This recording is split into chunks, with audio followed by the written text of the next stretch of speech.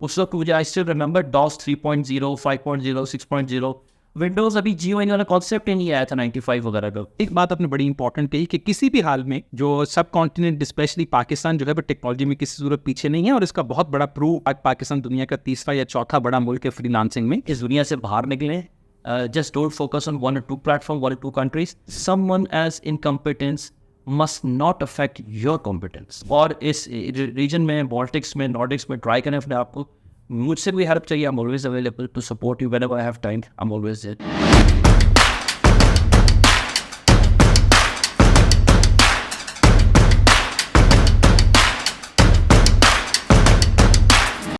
बिस्मिल्लाहिर्रहमानिर्रहीम। ऑडियंस, जैसे हमने आपको पहले ही बताया था, हमने एक सीरीज़ स्टार्ट की पाकिस्तान के 76 बर्थडे के ऊपर, जिसमें हम ये देखना चाहते हैं, आपको दिखाना चाहते हैं कि एपटेक ने पाकिस्तान में कैसे कंट्रीब्यूट किया। और हम अपने प्राउड एलिमनाई जो आज माशाल्लाह हमारे लिए ख़ुद भी एक सिंबल हैं, पाकिस्तान का नाम रोशन कर रहे हैं, एपटेक का नाम रोशन कर रहे हैं, अपना नाम रोशन कर रहे हैं, उनके साथ आपकी मुलाकात करवा रहे हैं। 2003 में इन्होंने एपटेक का जो ACCP प्रोग्राम है उसको कंप्लीट किया। फारूक राठौड़ साहब हमारे पास मौजूद हैं। फारूक राठौड़ साहब इस वक्त माशाल्लाह head of strategic business development and growth हैं डेटा मैग्नम में, पुर्तगाल के अंदर। और माशाल्लाह कंसल्टेंट हैं, स्ट्रेटजिस्ट हैं और बहुत कुछ हैं।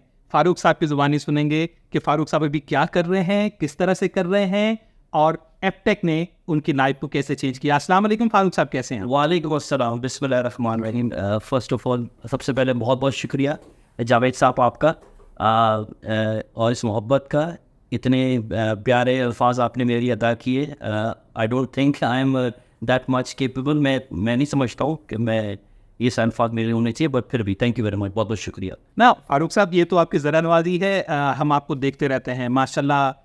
पहले पाकिस्तान में आपने अपने कैरियर को स्टार्ट किया, फिर पाकिस्तान से आप अभी यूरोप को एक्सप्लोर कर रहे हैं, हम आपको फॉलो कर रहे होते हैं। कभी आप UK में हैं, कभी आप जर्मनी में हैं, एंड थैंक्स आपने टाइम निकाला।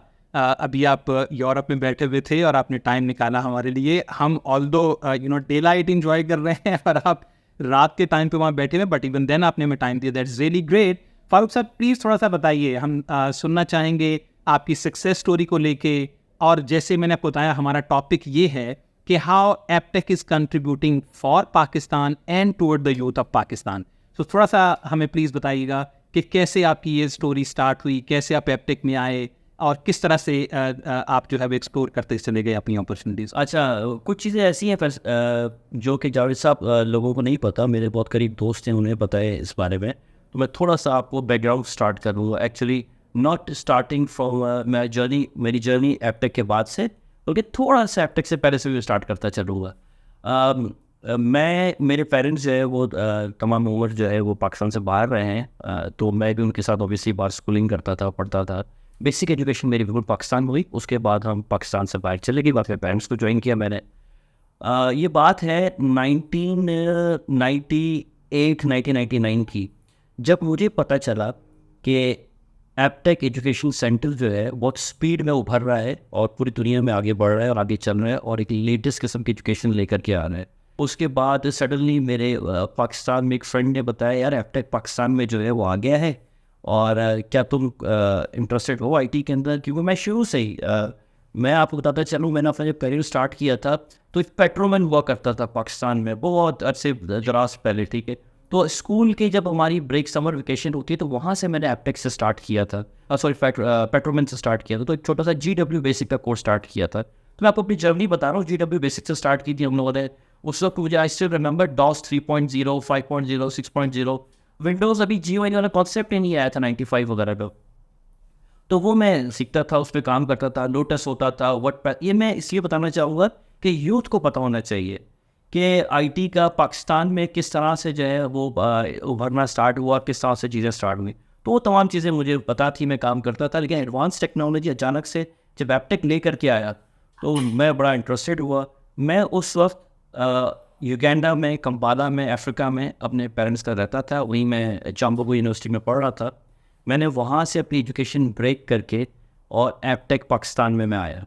अच्छा, अब आप ये देखें कि उस वक्त जो पहला मेरे ख्याल से एपटेक का जो तारिक रोड वाला मेरे ख्याल से सेंटर पहला फर्स्ट खुला था, इफ़ आई रिमेंबर, उसके बाद जो है वो शार फैसल साथ साथ शार फैसल एपटेक भी आ गया, तो मैं वहाँ आया। दैट वाज 2001 की मैं बात करता हूँ।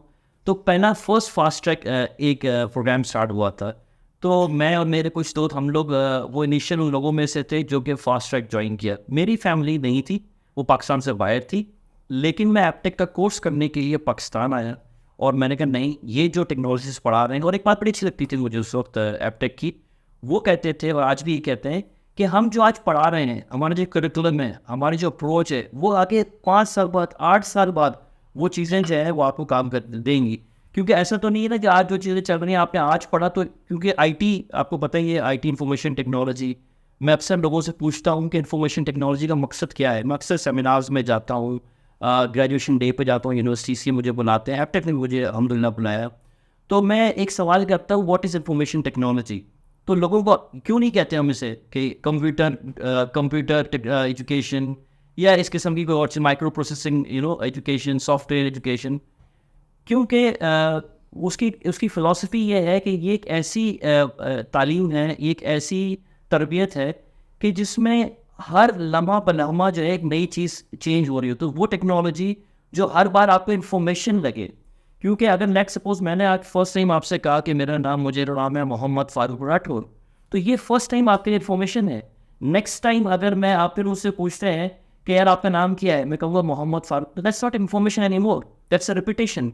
तो इसलिए लोग कहते हैं इन्फॉर्मेशन टेक्नोलॉजी वो टेक्नोलॉजी जो नहीं हो। तो यही चीज़ एपटेक ने स्टार्ट की, मुझे बड़ी अच्छी लगी।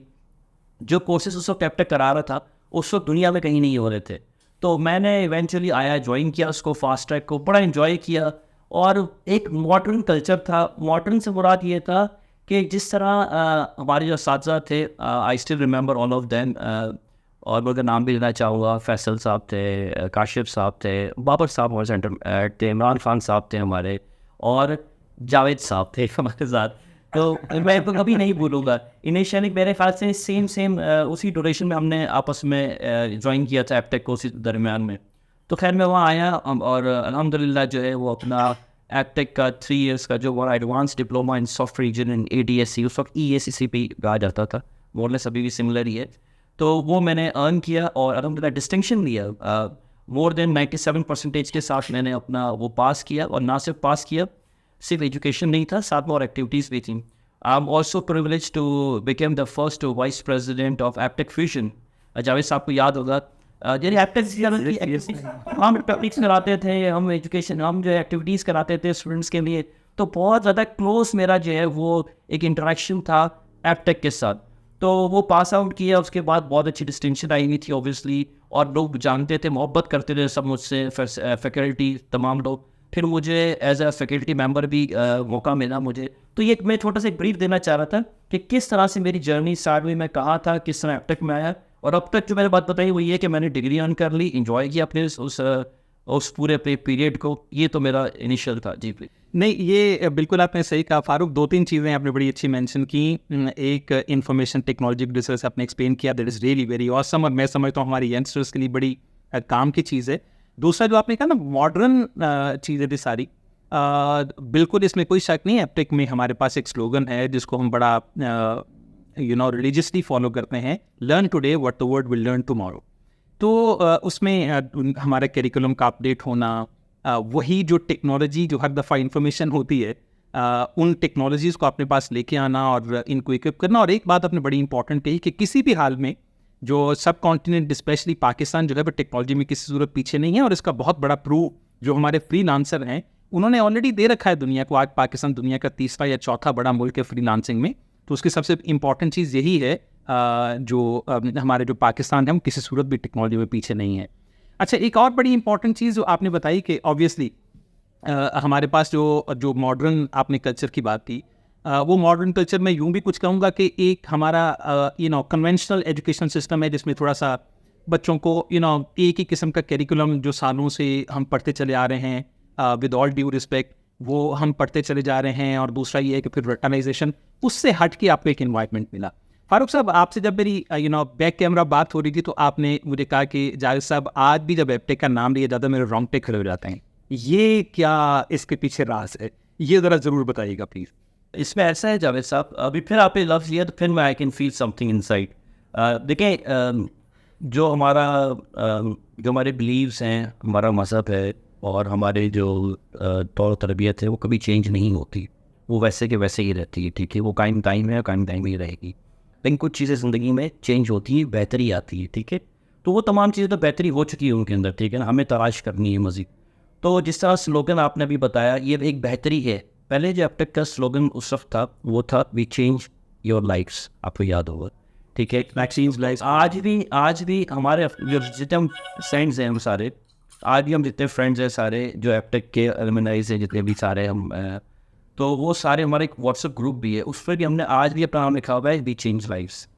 Aptech really change lives. मेरी लाइफ चेंज की है। देखें, अगर आज आप बैठ कर किसी उस शख्स का इंटरव्यू कर रहे होते जो शायद जो है वो एप्टेक में हाफ एन ईयर और 2 साल पढ़ चुका होता या रिसेंटली ग्रेजुएट हुआ होता और उसके बाद कहीं 1-2 साल उसने अपने करियर में सर्व किए होते और किसी पोजीशन में होता, तो उसका जो एक्सपीरियंस है, जो फैक्ट्स एंड फिगर्स हैं, वो वे डिफरेंट होते हैं जो आज मेरे हैं। मैंने तो 20 साल पहले एप्टेक से पास आउट किया है, ठीक है। तो मैं जो बात कह रहा हूँ उसका जो डाटा है, जो है उसका डाटा वो बिल्कुल एक्यूरेसी बहुत ज़्यादा है उसकी, जो प्रेडिक्टिव जो अगर आप बात कहें तो उस वक्त जब एप्टेक कहते थे वी चेंज लाइफ्स, तो हम कहते थे यार क्या चेंज लाइफ ये होगी कि हमें एक advance diploma in software engineering मिल जाएगा और साथ में हम किसी और यूनिवर्सिटी जो कि एफिलिएटेड है उसका एक डिग्री ले लेंगे BScs की, और शायद कोई नौकरी मिल जाएगी। That is the mean of change life. अब पता चलता है कि लाइफ चेंज क्या होती है।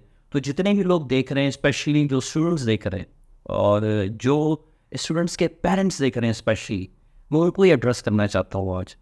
दे really shape my life. You can see where I am today, not only myself, सिर्फ मैं नहीं, मेरी तरह के और जितने भी मेरे दोस्त थे। आज कोई Aamir Patel, let's suppose he was very good friend of mine, he is in London, Sharjeel था और बहुत सारे लड़के थे ऐसे जो एप्टेक से पास आउट किए। जावेद साहब बहुत बेहतर तरीके से जानते हैं, वो इनके साथ सब सर्व किया उन तमाम लोगों के साथ।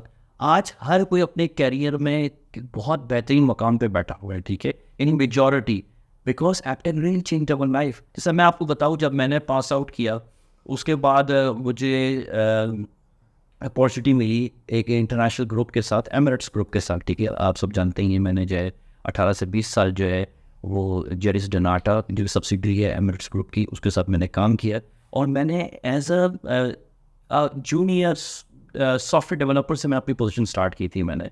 अच्छा, एक चीज़ फाइंड बड़ी इंटरेस्टिंग, मैं वो फीलिंग पता करना चाहता हूँ।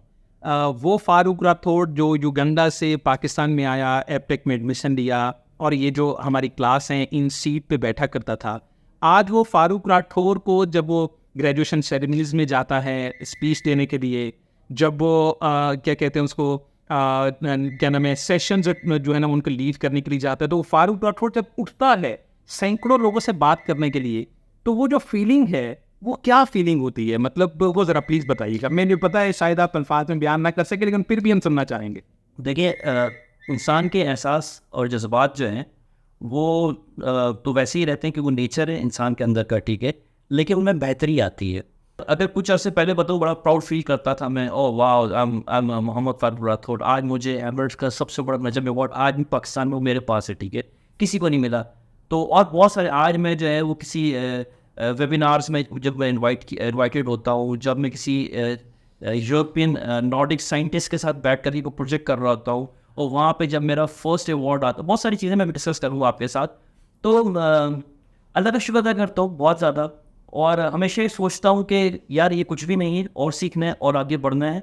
और खुशी जो एक होती है वो ये होती है कि यार मैं कहाँ से चल कर के आया था, मैंने अपनी जर्नी कहाँ से स्टार्ट की थी और कितनी मुश्किलात थी, लेकिन उन तमाम मुश्किलात का सिला मिलता है। और जब देखिए इंतज़ार के बाद जब अल्लाह देता है ना, अल्लाह, तो अल्लाह फिर सूद सफ़ेद देता है आपको।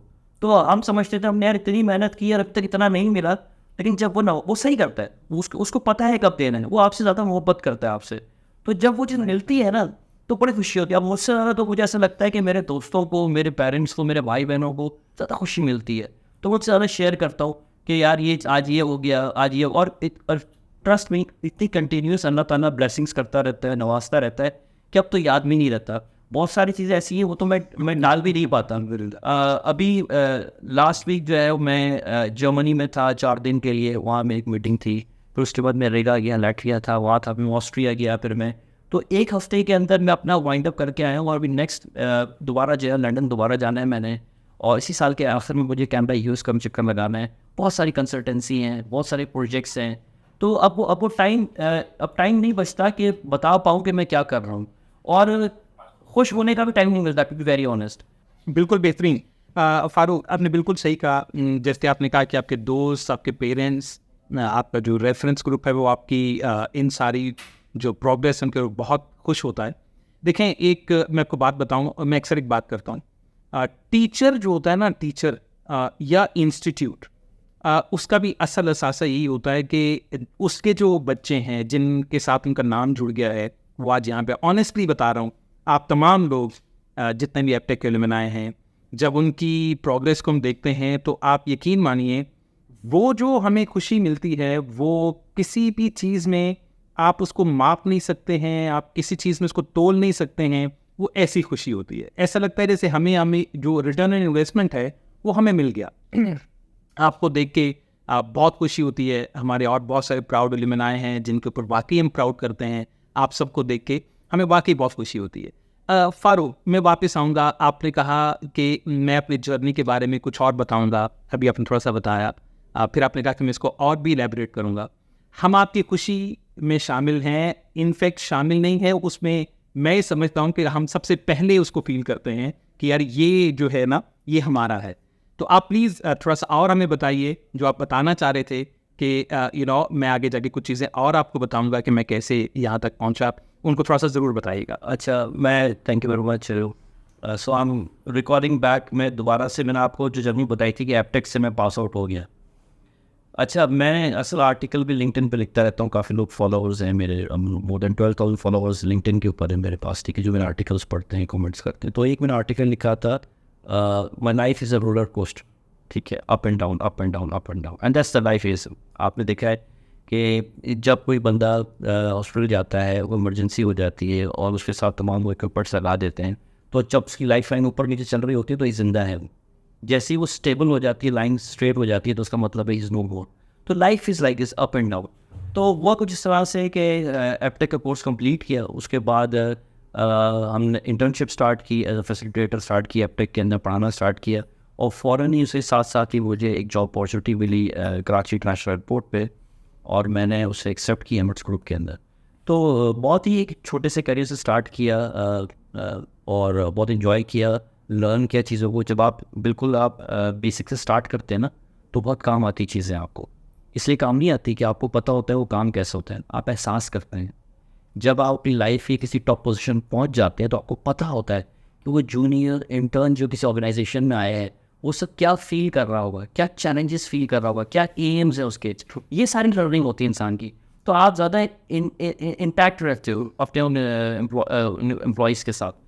तो मैंने ज्वाइन किया, और सबसे पहले तो एज यूजुअल जो है मैंने, it was a very funny thing, when I went there they asked me, they start giving me training देना स्टार्ट की। तुरंत बताना स्टार्ट किया कि देखें ये कराची एयरपोर्ट है, ये लंदन हीथ्रो है, लंदन में 4 एयरपोर्ट्स हैं, और जब जाते हैं लेट्स सपोज एमिरेट्स एयरलाइन में तो बीच में गेटवे दुबई का आता है। फिर तो मैं अपने फ्रेंड से जो मेरे साथ बैठा हुआ था, मैंने बोला यार बात सुनो, मैं तो सॉफ्टवेयर इंजीनियर हूँ, ये मुझे क्यों सिखा रहे हैं इन सारी बातें एविएशन की। तो कह रहे थे यार ट्रेनिंग दे रहे दे दो, काम आएगी। मैं कहता अच्छा, मैंने ट्रेनिंग देना स्टार्ट कर दी। आई स्टिल रिमेंबर, जैसी ट्रेनिंग ख़त्म हुई हमारी, ऑन जॉब ट्रेनिंग थ्योरेटिकल ख़त्म हुई, ऑन जॉब ट्रेनिंग ख़त्म हुई OJT, तो फिर उन्होंने हमसे कहा कि अब आप चेक इन काउंटर्स पे आ जाएँ। तो मैं बड़ा परेशान हुआ, मैंने कहा कि अच्छा ये बड़ी इंपॉर्टेंट चीज़ है जो आप लोगों को बता रहा हूँ, ये लाइफ लेसन्स बता रहा हूँ मैं तमाम स्टूडेंट्स को। तो उन्होंने मुझसे कहा चेक इन काउंटर पर आपने चेक इन करनी है। तो फिर मैं अपने दोस्त से कहा, मैंने कहा यार ये बताओ कि चेकिंग क्यों करवा रहे हैं मुझसे, मैं तो सॉफ्टवेयर इंजीनियर हूँ। उसने कहा प्रोडक्ट नॉलेज है, अच्छा है, ले लो, हो सकता है आगे क्या फ्यूचर में ये सोचते हो आपके बारे में। चेकिंग स्टार्ट कर दी। अच्छा, 1 हफ्ते से चेकिंग की, तो हमारे बॉस थे, आज वो कनाडा में होते हैं, सैयद असद आज़म साहब। तो उन्होंने मुझसे कहा यार आपने इंटरव्यू में कहा था कि आप सॉफ्टवेयर इंजीनियर हो। तो मैंने कहा यस सर, मैं सॉफ्टवेयर इंजीनियर हूँ। कहता आ जाओ मेरे ग्रुप के अंदर। मुझे लेकर के गए, उन्होंने मुझसे कहा यार हमारे पास एक सॉफ्टवेयर है, ठीक है, अब आप ये बताएं मुझे कि नहीं सॉरी, उन्होंने कहा कि हमारे पास कुछ मैनुअल डॉक्यूमेंट्स हैं, हमारे पास फ़्लाइट हैंडलिंग रिपोर्ट्स बनती है फ़्लाइट ख़त्म होने के बाद, तो मैनुअल पेपर पे बनती। तो ये एक पूरे स्टोर रूम तो पेपर पड़े हुए थे। तो उन्होंने कहा कि ना यार इसको ऑटोमेट करना है, सॉफ्टवेयर बनाना है। तो मैं बड़ा खुश हुआ, मैं कहा चलो यार अपॉर्चुनिटी तो मिली। तो मैं क्या ये रहा हूँ कि अपॉर्चुनिटी जब मिलती है इंसान को तो ज़रूर लेनी चाहिए, सीखना चाहिए और आपके साथ ग्रो करते हो करियर के अंदर। अगर सर बिल्कुल बना दूँगा, क्या चीज़ चाहिए उनका तुम्हें? मैंने कुछ नहीं चाहिए सर, मुझे सिर्फ एक कंप्यूटर दे दें आप, ठीक है।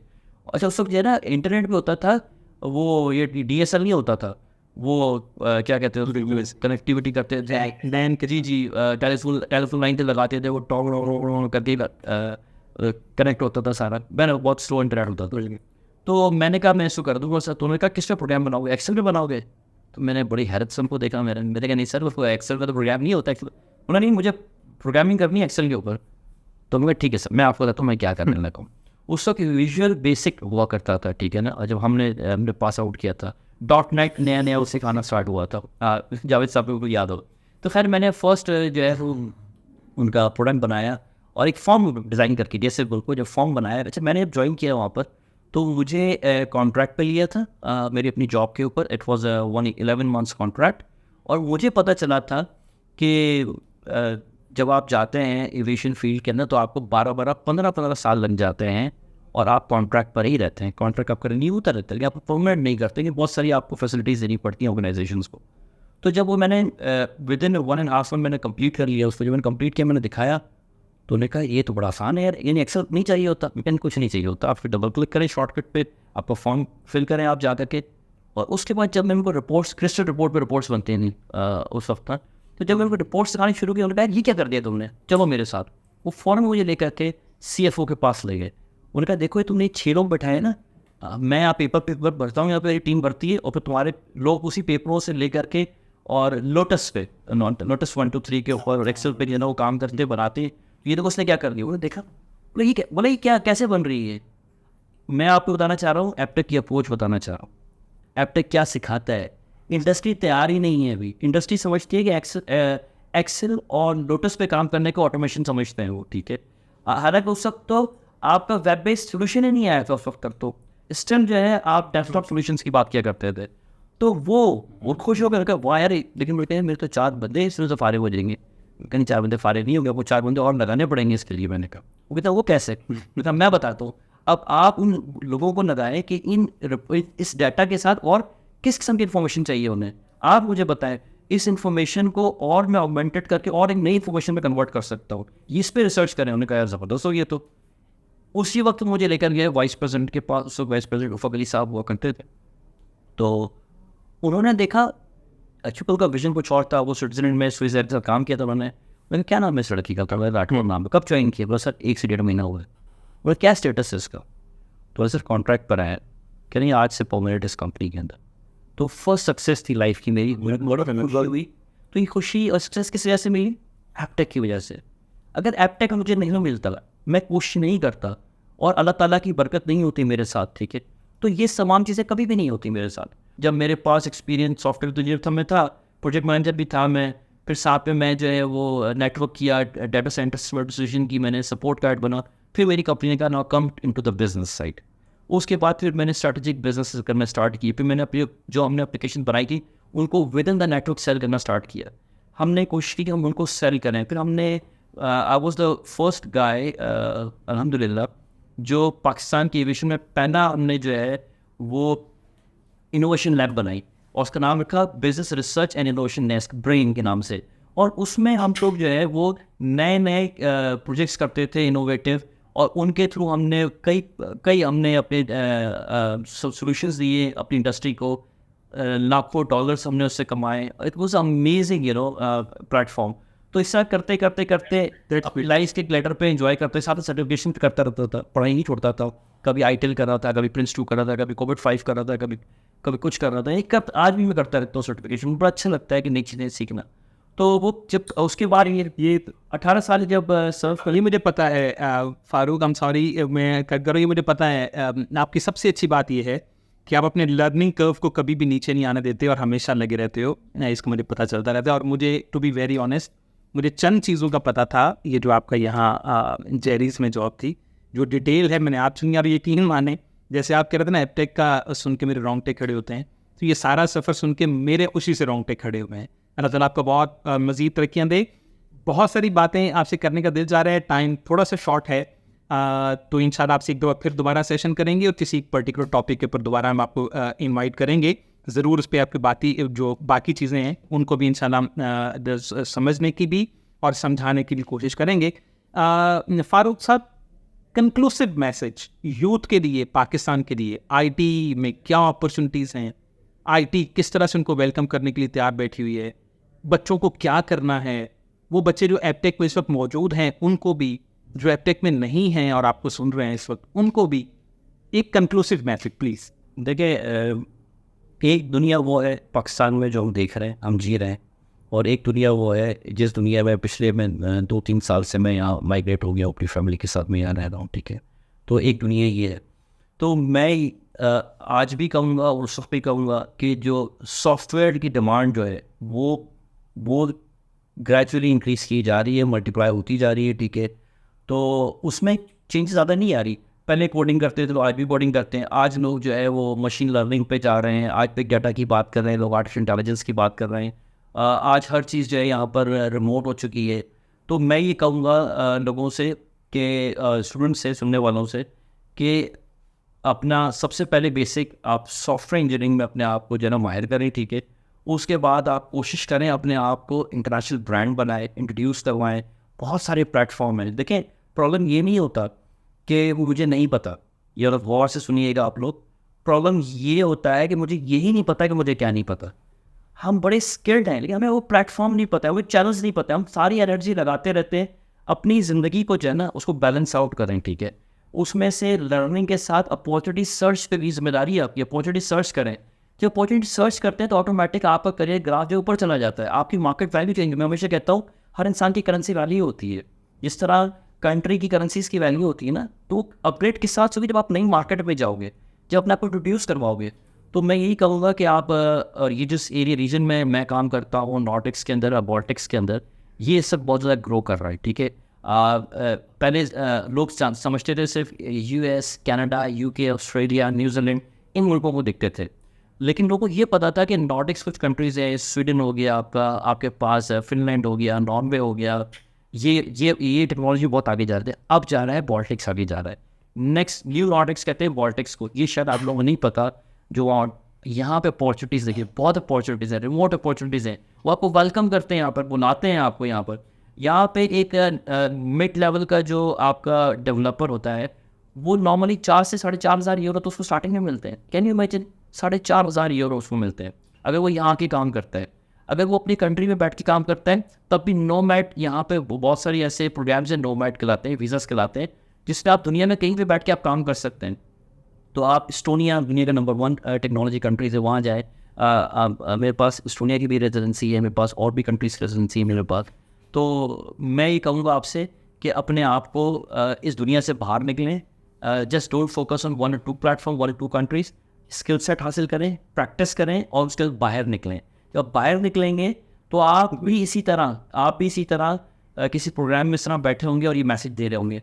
एक बात हमेशा याद रखना ज़िंदगी में, मैं हमेशा एक बात ज़रूर कहता हूँ, और ये मैं अपने एक मेंटोर से कुछ सीखा था, कि जो मैं इस बात का इख्तिताम करूँगा अपने इस इंटरव्यू का, वो ये कि someone else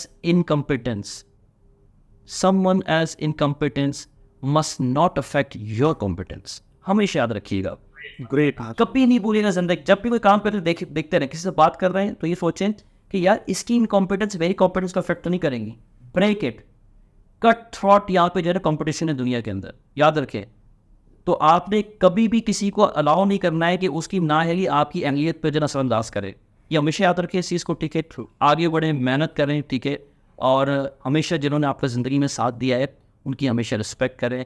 दोस्त, बाज़ औक़ात जो है दोस्त या आपके, हर इंसान फरिश्ता नहीं होता ना, तो कभी कभार कोई आपके चीज़ होती है, इग्नोर करें। आगे बढ़ें, इग्नोर करें, इग्नोरेंस लेकर के आएँ। और इस रीजन में, बॉल्टिक्स में, नॉर्डिक्स में ट्राई करें अपने आप को। मुझसे कोई हेल्प चाहिए, I am always available to support you whenever I have time. I am always there. Thank you very much Javed साहब, बहुत बहुत शुक्रिया। Thank you so much Farooq. बहुत ज़बरदस्त बातें की आपने और बहुत अच्छे तरीके से आपने हमारे स्टूडेंट को भी गाइड किया। हमें बहुत प्राउड फील हुआ, टू बी वेरी ऑनेस्ट, आपसे यहाँ सारी बातें सुन के और आपकी सारी सक्सेस स्टोरी का सुन के बहुत प्राउड फील किया। इंशाल्लाह आपसे बात होती रहेगी। तो गाइज़, आज हमारे पास फारूक राठौड़ साहब, हमारे प्राउड एलुमनाई, वो मौजूद थे। बहुत कुछ सीखा आपने। फारूक साहब ने आखिर में आपको ये बताया कि जो आईटी की दुनिया है वो बिल्कुल वास्ट बाहें फैलाए बैठी हुई है। आप अपना स्किल सेट इम्प्रूव कीजिए। इस बात को भूल जाइए कि पाकिस्तान में आप कहाँ पर बैठे हुए हैं। इवन पाकिस्तान में भी किसी गांव में बैठे हुए हैं या किसी शहर में बैठे हुए हैं, अगर आपके पास स्किल्स हैं तो ये दुनिया आपके लिए मौजूद है।